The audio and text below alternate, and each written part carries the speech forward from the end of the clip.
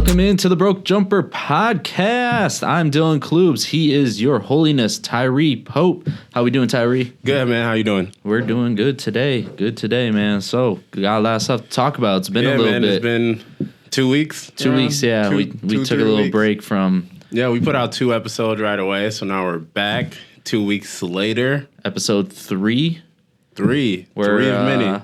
A couple weeks into the NBA season, about 2 months now into the NFL season. So yeah, I looked up the other day and it was week 8, and I was like, yeah, I pretty much slept through this whole season. No, I feel that. Like fantasy football, like it's week 8 already. I'm like, how? I just had the draft last week, didn't I? Yeah, no. It feels like that. Like, it's been 2.5 months. It just flew by. Yeah. And the Packers are 7-1. 7-1, knocked off the previously undefeated Arizona Cardinals. And the Packers did not have their top 3 wide receivers. Devontae Adams. Top 2 cornerbacks either. Yeah. Right? No, yeah. Jair Alexander and Kevin King were both out on the defensive side. Offensive side, Devontae Adams, Allen Lazard, and Marquez Valdez-Scantling all out. Mm-hmm. So it was the Randall Cobb show. He had 2 touchdowns. And running back. Yeah, running back committee. Right? He was going off, though. Like, I always forget his name. Aaron Jones. No, the backup for Aaron Jones. A.J. Dillon? A.J. Dillon looked way better than Aaron Jones for a little bit. And I was like, they need to keep him in on that last play when we only got the field goal. Mm-hmm. Or we didn't get the field goal. We got stopped at the 1. Yep. I was like, they put A.J. Dillon in. He's getting through. Oh, yeah, you're right. I thought he would have got through, but they refused to. It was because they were riding the hot hand. Yeah. Aaron Jones was riding hot like that series, so they totally just went with him. But sometimes you just got to go with, the bigger man. Oh, yeah, you're totally right. It's like a Marshawn Lynch scenario. Like, It's like when you have someone that big on the goal line, you better use them. Like, he was powering through all their linebackers the entire night. Yeah. They could not tackle him. And Aaron Jones is a tough runner, but on a goal line stand, I'm with you with that. You put in your power back. When you have thunder and lightning, you put in thunder. Yeah, put in thunder thighs. His thighs are bigger than Aaron Jones. Oh, my God. Who has bigger thighs, him or Saquon? Saquon probably. I'd say it's close, though. Yeah. It's pretty close. It's definitely close. Dude. Big dudes. They should have a thigh off for sure. I feel like that game, though, showed that the Packers are more than just Aaron Rodgers. Mm-hmm. But it is a lot of Aaron Rodgers. Like, he controlled the pace of the game. Yeah. But he wasn't, like, dominating the game. Yeah. It showed that they're a complete team all around and that the next guy up can step up into that role. Mm-hmm. It showed that he's LeBron. Yeah. He controlled the entire pace of the game. So it's like, it was just like watching LeBron play point guard in a way. Yeah. And then, the Cardinals were pretty healthy. J.J. Watt was out. But when isn't he? They got Chandler Jones back. Yeah. DeAndre Hopkins went out with a hamstring injury. He was in and out throughout the game, but otherwise they were pretty healthy. Mm-hmm. Kyler Murray did get hurt at the end of the game, though. Yeah, but that was like literally the last play. Yeah, last play.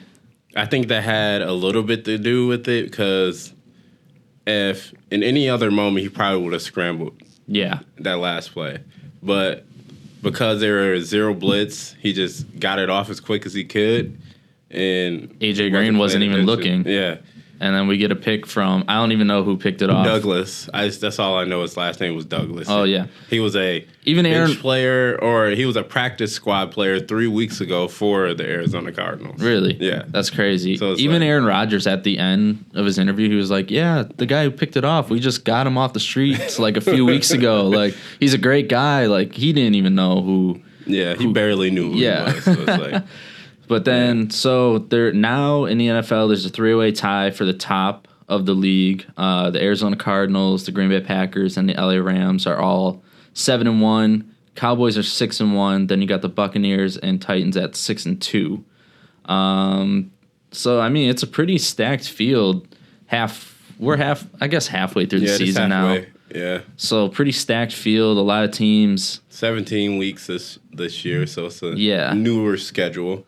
MVP race right now kind of, took a hit this week because Kyler Murray was up there. He didn't play that well. Lamar Jackson, he played this week. They didn't play. He has like on and off games where he'll have like 2 picks. Yeah.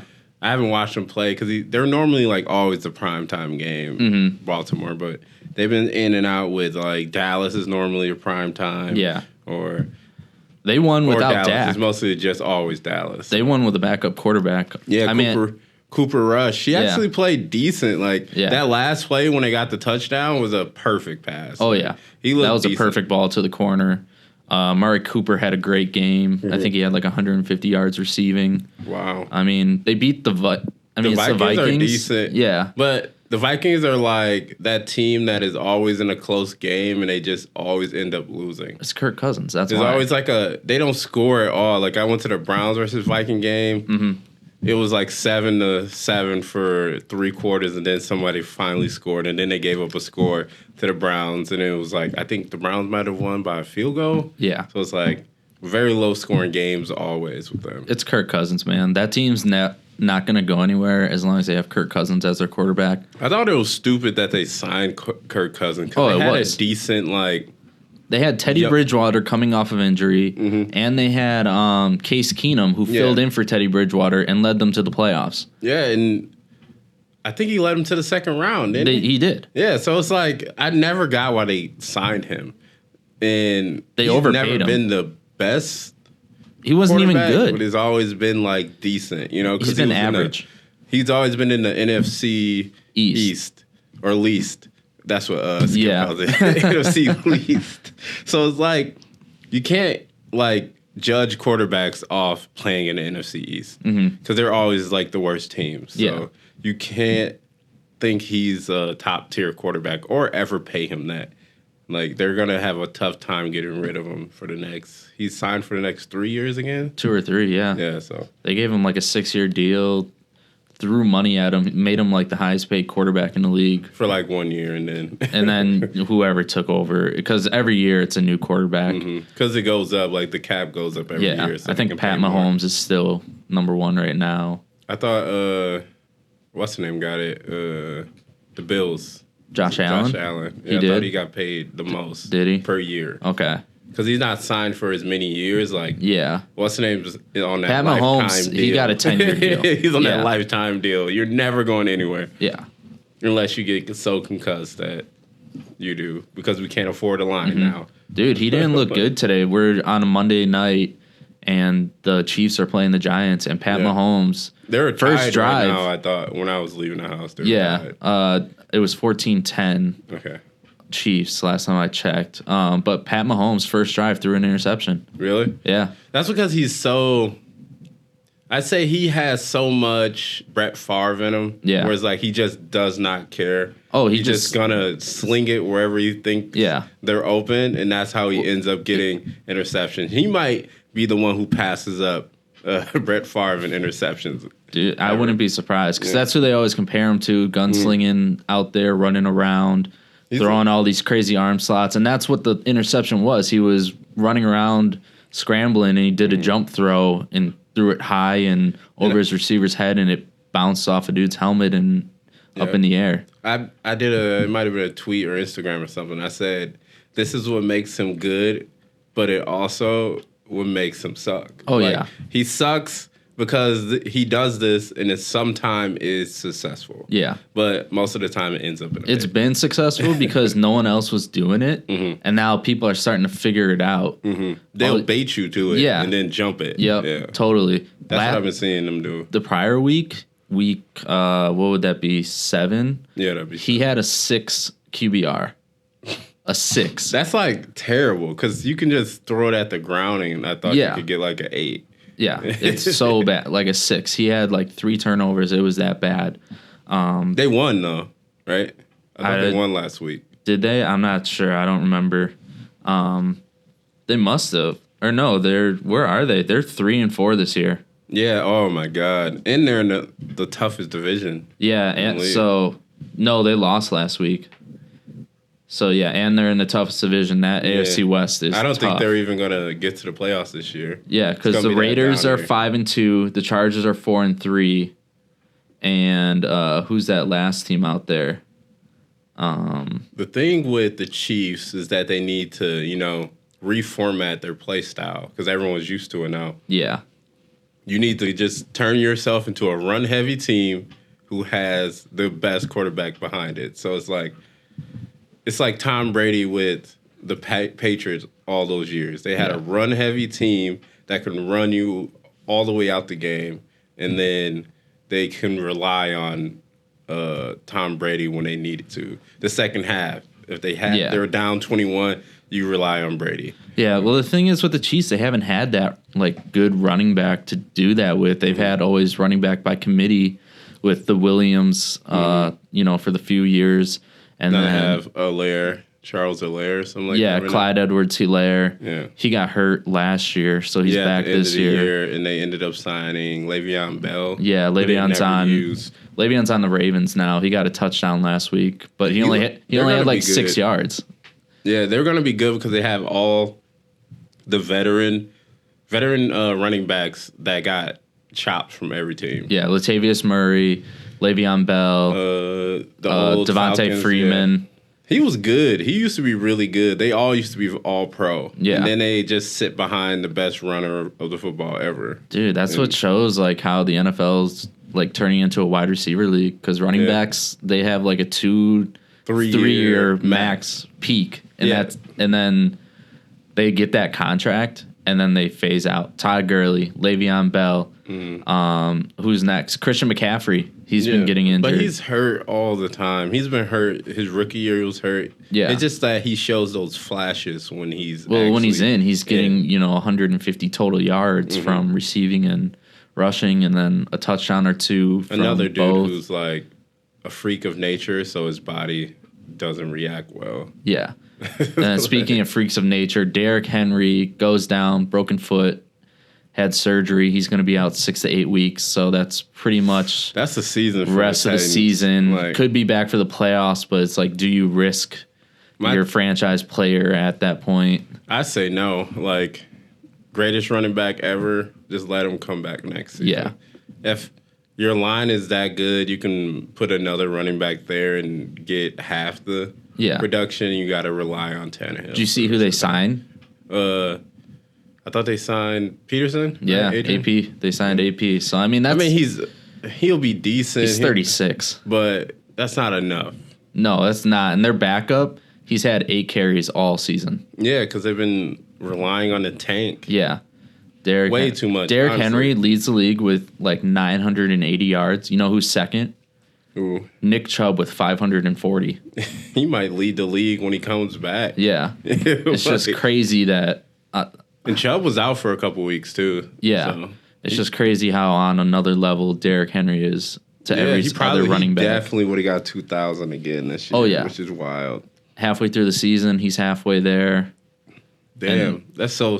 And they run him more later in the season too. Mm-hmm.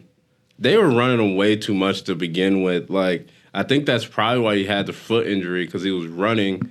Maybe all that pressure and force on his foot. 35 times. Yeah, he was getting 25 to 30 touches. That's quarterback touches right there. Like, that's ridiculous. Dude, that's like 1980s, 1990s NFL football. And that's normally between two backs. Yeah. They always had that third down back. Mm-hmm. And the Titans don't have a third down back. It's Derrick Henry every time. Yeah. It's like, all right, which way is Derrick Henry running this play? They've converted him into a good receiver. Like, he was catching balls out of the backfield this year.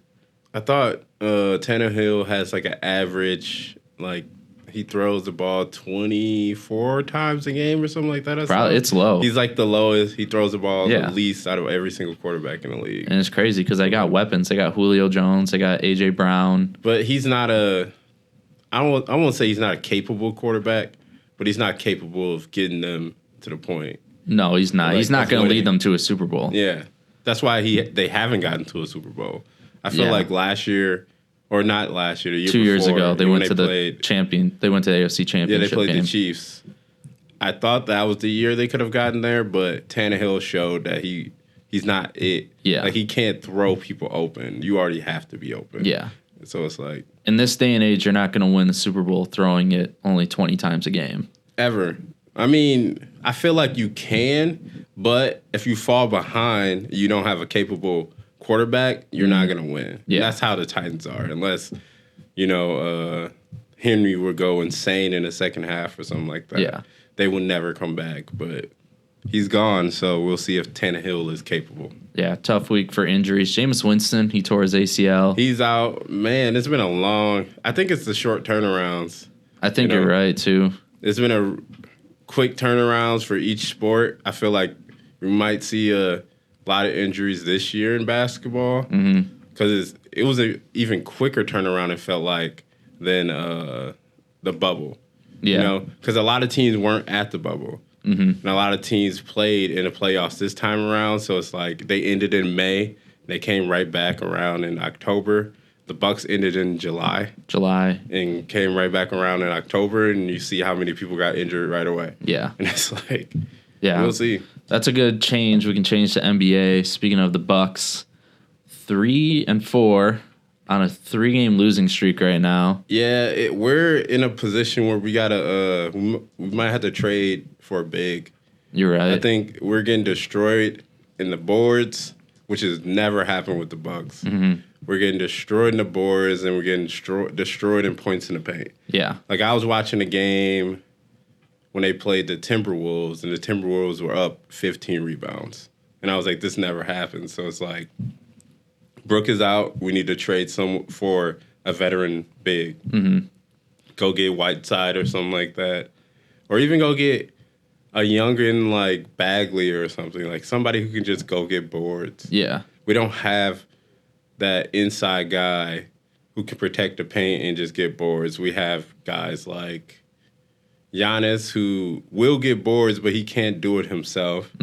We have shorter forwards like Connaughton and Norwa. And then Semi Ojeleye just came back. Yeah. That was his first game back, the game I went to. Who else? Rodney Hood. Bobby Portis came back, but he plays more of a finesse game. He doesn't really get boards that way. He's our backup center, which he's only 6'10". So that shouldn't be a backup center for anybody. Man, Karl Anthony Towns was eating us up on the boards. Their whole team really was, like, because they're a longer team, so it's like we couldn't get past the boards. Like, Giannis would come in, get the lead back to 8. Giannis goes out, the lead jumps to 20. Giannis comes back in, gets it back to 8. He takes a 2-minute break, and the lead's back to 20. It's like we can't keep up while he's out, so we need our ball handlers back. So we'll see in January. Yeah, the Timberwolves are a team that, to me, have just really not lived up to potential the last couple seasons. They look like they're getting there. Now they do. That game, they look good. I don't know if it's just, they finally got back into their groove. But Karl Anthony Towns looked good that game. He could shoot the 3 really well. Like, I didn't think he could shoot that well, but if he's just standing there, like a straight up shot, it's automatic. And D'Angelo Russell looks like a good pacemaker. He'll get you 16 a game, 18 a game. But their number 1 pick, Anthony Edwards. Anthony Edwards looks like the guy. Dude, that dude. For coming years, like you're gonna have to deal with him for a while. Dude, he's like the next Russell Westbrook. That dude is explosive. Yeah, he's a mixture though. Like, he can shoot. He reminds me a lot of Michael Jordan. I don't like to throw that out there. Oh my God, you're going with that? But wow. His game and how smooth he plays is like that. Because he's a slasher who has an impeccable jumper. Like, he can shoot lights out. And I haven't watched him enough. So like, he can shoot lights out, bro. It was wild the way he was playing. Did you see what he said about Giannis after the game? That was just so funny. He was like, that mother effer is 7'2", 300 pounds, and we're throwing 4 guys at him and can't stop him. Like, he's a freak of nature. He had 40. And they still lost, which shows that the Bucks are really hurting from injuries and that quick turnaround. You were right. It's been a quick turnaround. It's a quick turnaround, man. Like, I don't think we're going to be fully healthy until around Christmas. And I just hope we're at, like, the 5 or 4 slot. Because right now we're at the 8. So it's like... Not even. We're out. We're 3-4. We're out of the playoffs. I mean, I know it's early, super early, so no need to hit the panic button here. But I mean, with the I'd be scared if you get the Bucks at the 8th seed. Like, 100%. I'd be in fear if I'm the 1 seed and I'm like the Bulls or the Hawks, and I gotta play the Bucks the first round. I'd shit myself because you're losing. I mean, speaking of healthy, 1 seed, the Bulls back up at the 1 seed for the first time since the Derrick Rose days. You were right. You predicted it. I was like, man, they're gonna start off fast because it's a new team and they're young, so they're just gonna figure it out pretty quick. They got 2 stars or 2.5 stars. They got Derrick Rose, or I said Derrick Rose. DeMar DeRozan. Yeah, DeMar. They got Zach LaVine. That's why I got mixed up. It was the DeRozan part. and then Derrick. Yeah. No, yeah. So they got LaVine, DeRozan, Lonzo. And that's the 2.5 stars right there. Like, DeRozan and Lonzo count as 1.5. Yeah. And then what's the name? LaVine is 1. He's a star. He can get you 25 anytime he wants to. And that's just if he's going to be, aggressive. And sometimes he's just not aggressive. Yeah, that's what I've always thought of LaVine. I always thought he was overrated because he isn't aggressive enough. But I think it was him filling out the game. Because, he came off a torn ACL and when he went to the Bulls. Yeah. So it was like he couldn't do what he wanted to do until he got, fully healthy in his mind with his body. Yeah. And he's an injury-prone guy, so it's like... Dude, and they got Caruso, Kobe White. Kobe White is a good off-the-bench point guard. Like, he could get you 20, 30 any night as well. So I think their team will be good, similar to the Hawks last year, where they'll be 4 or 5 seed, and then we'll see where they go from there, honestly. Yeah. Who else is at the top of the Eastern Conference? The Heat. Heat are off to a good start. They're scary. They're going to be scary, man. Hero had a good game the other night. They're a big team, good defensive team, and they have veterans that can score and get you much needed buckets. Yeah. Almost hiccup right there. I was trying to hold that back. Yeah, dude. Speaking of defense, they're only allowing 97 points per game. Wow. A plus 17 differential. That's crazy. That's wild. That's going to be a scary team. If no injuries happen this year, Heat could get to the, Eastern Conference Finals pretty easy if they wanted to. Yeah. Last year was just an off year for them, I feel like. I feel like they weren't what everyone expected them to be. They had the same team. Nothing really changed that much. It's just that, They underperformed. Yeah. They didn't have as much firepower as they thought they did. Yeah. And then no point guard, no real point guard. Now they have Kyle Lowry. Yeah. Who's probably the most underrated point guard in the league. Dude, he's so great on the defensive end. Offensive end, he controls the game. Mm-hmm. He can be as good as Chris Paul controlling the game. Yeah, I'd say that. I'd say he's comparable to Chris Paul, who's like that little guard who can get in you and get some defensive stops. Mm-hmm. But I'd even say he's more durable than Chris Paul. He's gonna give you more than Chris Paul can give you. Because he's actually gonna be able to play every single game. And then on the Western Conference side, Utah Jazz back at the top from last season, but doesn't impress me. Doesn't, because we've seen it with the Bucks for 2 years straight. Bucks were at the top, and they blew it. Anything. Didn't do anything. Golden State. They're in the West. The West, most of the time, the number 1 seed doesn't come out. Yeah. So, number 2 tied with them. Golden State. Are the Warriors back? They're scary. They're going to be scary once Klay comes back. Oh, yeah. Because Klay is going to be on a mission. I'm telling you. It's going to be scary. I'd say he won't be 100% when he first comes back. He'll be 80. But come March, April, Warriors, you don't want to see them. Yeah. Don't want to face them in the playoffs either. How much time do you think we're at? My bad. We're at 26 minutes right now. Okay, let's finish this, and then we got to switch out the batteries and shit like that. All right, for sure. And then at 3 seed, Denver and Dallas tied. I mean, both where we thought they were going to be. Mm-hmm. Luka hit a 40-footer last night.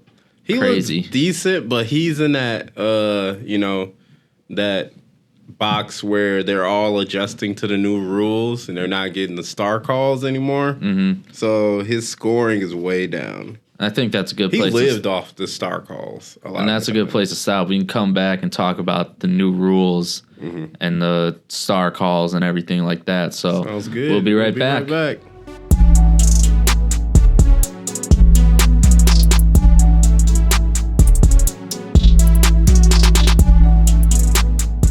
Welcome back to the Broke Jumper Podcast. I'm Dylan Klubz. He is your holiness, Tyree Pope.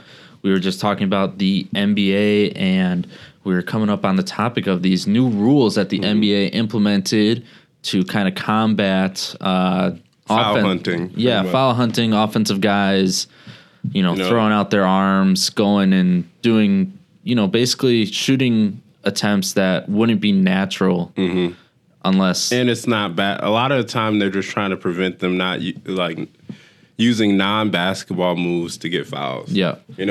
Sometimes James Harden, when he gets stripped, he'll, throw his arms up to get caught in your arm, and then he wants to call, Yeah. That's how he plays, but... Trae Young stopping, doing that running stop. They took that away. They call that an offensive foul now, actually. Yeah. If you stop in front of somebody... and they're going full speed, they call that an offensive foul. So they took that away this year. Then they did, like you said, the unnatural shooting motion of going into a guy or pump faking. Or going backwards into someone and stuff like that. So they took that away, and it's, affected players. I've been seeing on SportsCenter, on social media, just guys, looking for that and not getting the call. And then and they're complaining about it, too. Yeah. Some people are like, you've never seen people not get these free throws and stuff like that. Like, one of these guys average 17 points a game or something like that. But it shows something. If you can't get past a normal defense, you maybe don't deserve to score 25 points a game. I'm sorry. You have to adjust just like everybody else. Maybe you shouldn't be going to the line 15 times a game to get that 25 points. You should not be going 15 of 20 and shooting 20 free throws. Yeah. I'm sorry. And only attempting, 7 shots then for the rest. That's not the way that basketball should be played, in my opinion. I'm happy they do it because now it's like, all right, you gotta actually think about, if you're stuck in a hard place on offense, you can't just try to bail the whole team out by getting a foul. You can't just try and flop and get the foul. So I like it. I like it too. It really, you saw it a few years ago. It really just started kicking off with these, unnatural plays. I saw it in college at Wisconsin. Brad Davidson would do it. Brad Davidson, he would do it with his left hand. He was a right-handed shooter, but he would pump fake and do it with his left hand and would get calls for 1 year. And then the next year they stopped it because they know it's not natural. You shoot with your right hand. You're just using your left to get the foul. I always thought it was smart of him to do that because they didn't have a rule in place. So you're just exploiting the rules that you can exploit. You're using what you got to get some buckets, but I just feel like it was ruining the game and slowing games down. Yeah. If it's at the end of the shot clock and you're just foul hunting to get 3 free throws, that slows the game up. Yeah. And they just want to keep the game moving, keep the game fast paced. And I think it's smart to, put the defender at the advantage. Yeah. It's like you can't always just, not be able to use your body to play defense. You got to give them all this space because they're going to try and bait you. They're going to do something to make your hand go this way so they can just swipe up and go into your hand. They took away that. So if they took away that, they can take away jumping into people. No, that's good because you really saw it. Well, Let me ask you this. What do you think about like Chris Paul's swipe through? Do you like that, or do you think... feel like that they took that away for the most part, though.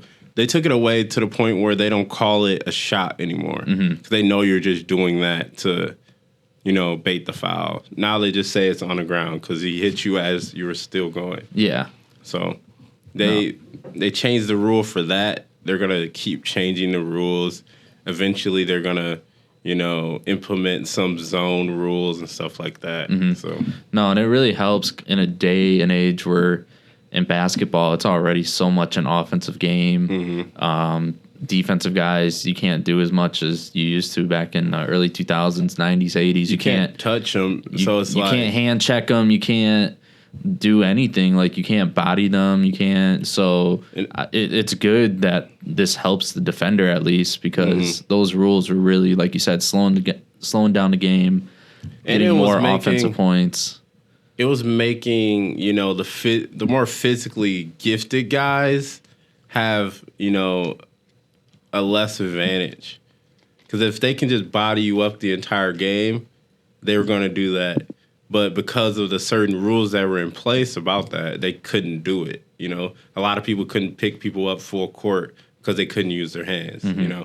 So it's like only people who really can in the NBA is, players like Patrick Beverly and Drew Holiday. Yeah. But I think you'll see that a lot more. The Bucks do that every play down the court. They pick them up full court just to make them work. But hey, we'll see where the new rules go. I see Damian Lillard is averaging 17, but it's not affecting Steph. No, Steph's leading the league, 28.7 points. So I don't think it's that big of a deal. Yeah. If it doesn't affect Steph, you guys are just whining. Just saying, you guys are just whining. Yeah. If Steph is still getting his buckets, you should not be complaining because... Dude, the league should be scared if Steph's on his game like this without Clay. But at the same time, he's really, what else are they going to do? Let Jordan Poole take over games? No. I mean, Jordan Poole is really good. Yes, he's a good 3. I'd say third option scorer. Once Clay comes back, he'll be able to get easy buckets because everyone will just be watching those two. If they're going off a screen, everyone's going to go towards Clay or Steph. Yeah. And it'll lead to easy buckets for everybody. When Wiseman comes back, he's going to be a beast because he was already averaging 1 block a game last year. I would guess he got better playing under, Draymond and who's back this year? Andre Iguodala. He'll get better. But I think the Warriors have a good chance of getting back to the finals this year. I really could see it. I could see it too. Yeah, I feel like last year was a fluke. They were just getting back together. They have a lot of young guys. Most of their team is under 27 right now. Yeah. So it's we'll see where they go. They're still developing. The younger guys while trying to holding on to that old dynasty of players. So it could be their last run. It could be the last run, like how the Spurs had that last 3-4 years of runs. I think they could get that too. If it's not this year, it'll be next year because if they play well, maybe even get to the second round, have some close games, people will want to go there because they'll see that, they still have it. The last couple of years just been a fluke to me. They're decimated by injuries. I mean, then they got some top picks. They got Wiseman. Jordan Poole wasn't a top pick, but he was a good pick. Good pick. They got Moody, Kuminga. They're both top small forwards in that lottery slot. So Kuminga's gonna be. Do they still have Wiggins? He's gonna be good. They have Wiggins too. So yeah, they're solid. They're solid at the small forward. They have Iguodala there, who could come in and be a good piece off the bench. So great veteran presence. Definitely will help the young guys. So I think Kuminga's gonna be a star too. So give him 2 years, he's a star. Yeah. So then Warriors looking good, Bulls looking good, Heat looking good. Knicks looking good. Knicks look good, but that's just New York media. But it is like anytime New York does decent, they could be like, over 500 only. And they'll be like, oh, yeah, they're going to the Eastern Conference Finals. No. They're probably going to lose first round again. All their games are very close. Like, going to double overtime or overtime. They beat the Bulls in overtime. They beat the Celtics in double overtime the first day. Yeah. So, we'll see where the Knicks are at. Everything a little mixed up right now. I feel like the Suns are still going to be good. They're probably going to, upset one of the top seeds. Because I don't think they're going to be a top seed this year. I think they'll be like a 4. Maybe like a 5 or 6. I could see it. Like, they've never, had this quick of turnaround. So they're going to be like the Bucks in a way, where they're going to experience some injuries, and it's going to slow down for them. Mm-hmm. It's that quick turnaround, Yeah. Same thing happened to the Lakers and the Heat last year. So Lakers, I mean, surprise. They're 4-3, which is they bounced back. They're on a 2-game win streak, but they lost to the Spurs. And no, they beat the Spurs, but they lost to the Thunder. Yeah, and they were up by 30. Yeah, at one point. It was crazy. So Russ got ejected that game. Mm-hmm. What do you think about left. What do you think about that?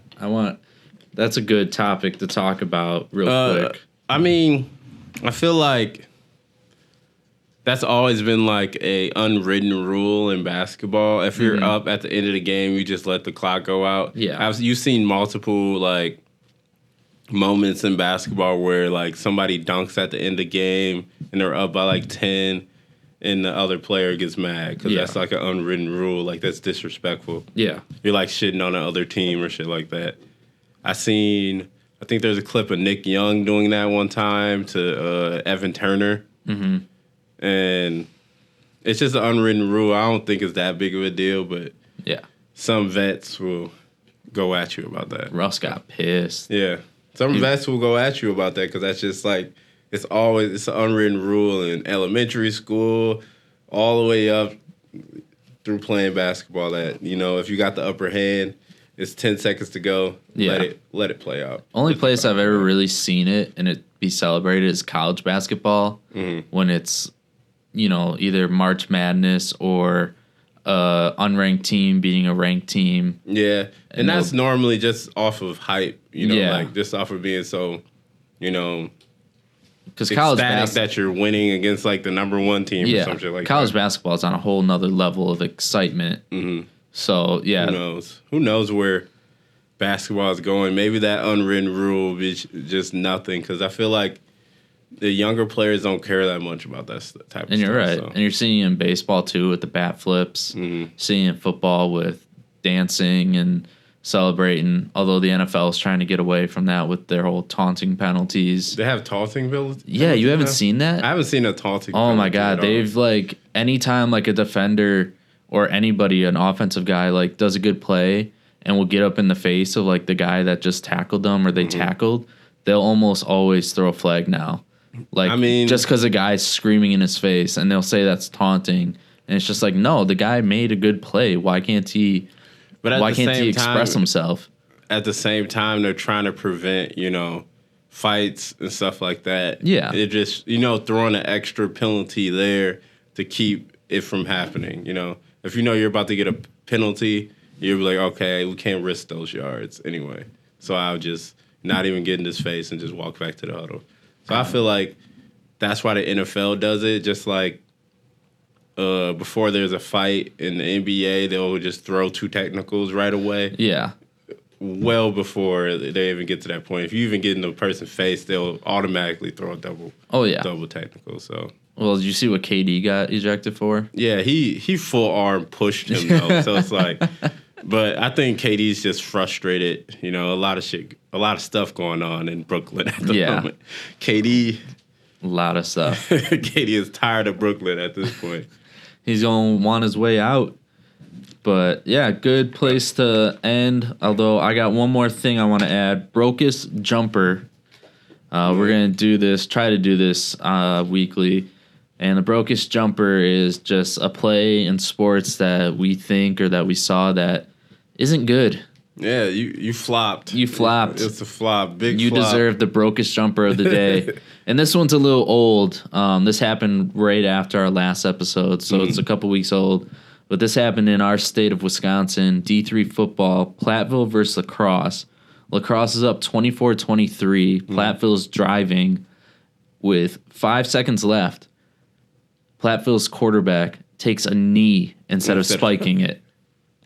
He's supposed to spike it to stop the clock, and the dude takes a knee and runs off the rest of the clock. That dude was probably playing wide receiver 2 weeks ago and got transformed into a quarterback real quick. Yeah. Oh, my God. But it's just like, holy, like... Man, it feels holy like brain fart moment there. That close of a game, he probably got cussed out by everybody on that team. Like, I mean... Or they just, like, let it go. But me, I would have been pissed. Like, I would have been pissed. Bro. I would have been like, what, are you high? Yeah, he had to be. Like, or it was just, he probably, like I said, got switched to quarterback. Yeah. Never been in that moment before and did the wrong shit. Yeah, crazy. But, all right. Good episode. Broke Jumper Podcast. Thank you guys for tuning in. We'll be back next week. Peace.